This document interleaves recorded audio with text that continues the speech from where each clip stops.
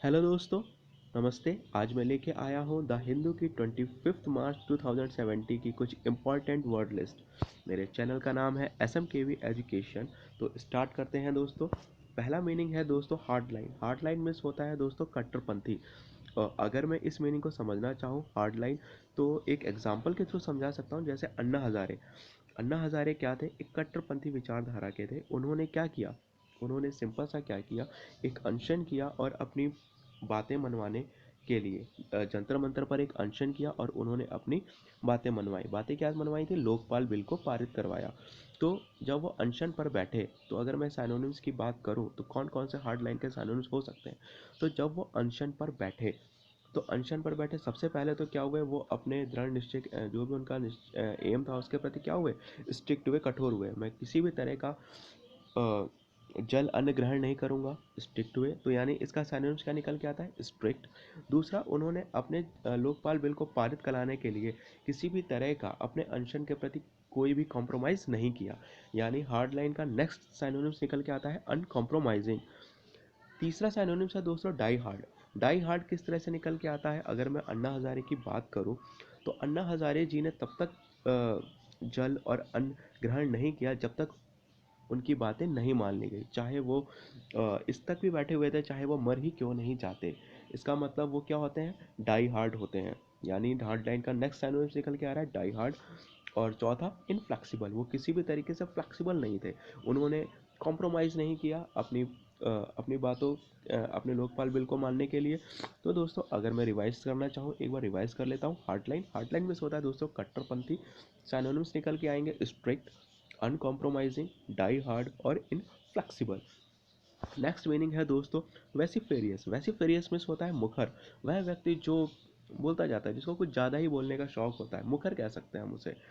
ठीक है ना? जो सामने वाले को नहीं सोचता क्या सोचेगा मेरे बारे में, क्या नहीं सोचेगा, बस उसको बोलना है। और कभी कभार ये लोग क्या करते हैं, किसी भी दूसरे व्यक्ति ने जरा सी बात बोली और ये तीसरे व्यक्ति को बढ़ा चढ़ा के बात बोलते हैं। तो हम इन ऐसे लोगों के लिए वर्ड यूज़ करते हैं वेसिफेरियस, यानी मुखर।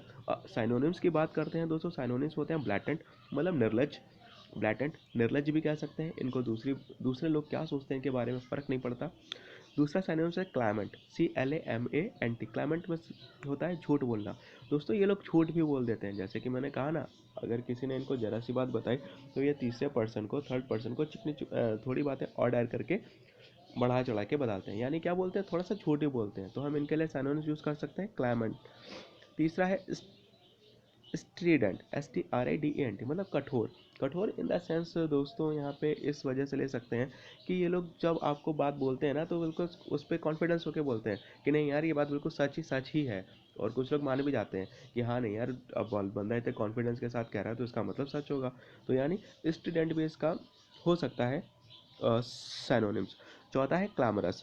सेंटेंस में इसका यूज़ कैसे होगा? He was a vociferous opponent of the takeover. Next meaning है दोस्तों फ्रिंग। फ्रिंग मीन्स होता है सीमांत या किनारा। अगर मैं बात करूं एक एडजेक्टिव, फ्रिंग को अगर मैं एक एडजेक्टिव की तरह यूज़ करना चाहूं, तो मीनिंग निकल के आएगा not part of the main stream. यानी ये मेन स्ट्रीम का पार्ट नहीं होगा। अगर एडजेक्टिव में इसका मीनिंग निकालूं, नाउन की तरह यूज टू एज क्लॉथिंग और मटेरियल। मतलब जो किसी भी कपड़े का या बाहरी किनारा होता है, हम उसको अगर नाउन की तरह फ्रिंग को यूज़ कर रहे हैं, तो ये शो करेगा किसी कपड़े के बाहरी किनारे के बारे में।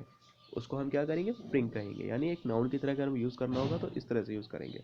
अगर एक वर्ब की तरह से यूज़ करना होगा तो डेकोरेट विद अ फ्रिंग, मतलब हम किनारों को क्या करते हैं? सजाते हैं। तो अगर वर्ब की तरह यूज़ करेंगे तो वह मीनिंग निकल के आएगा हम किनारों को सजा रहे हैं। It's called a फ्रिंग। साइनोनिम्स देख लेते हैं। अगर एडजेक्टिव की तरह से यूज़ हो रहा है तो अनकन्वेंशनल, पैरीमीटर, सॉरी अनकन्वेंशनल। अगर नाउन की तरह से यूज़ हो रहा है तो साइनोनिम्स निकल के आएगा पैरीमीटर या एडगिंग। अगर वर्ब की तरह से हम यूज़ कर रहे हैं तो साइनोनिम्स निकल के आएगा ट्रेम या बॉर्डर। नेक्स्ट मीनिंग है दोस्तों वेग। वेग मीन्स होता है दोस्तों हिलाना। अगर मैं इस सेंटेंस, सॉरी, इस वर्ड को समझना चाहूँ तो मैं समझ सकता हूँ जैसे हमारे डॉगी होते हैं, वो जब आपके पास आते हैं तो अपनी पूँछ को हिलाते हैं, तो हम उनको बोल सकते हैं वैगिंग।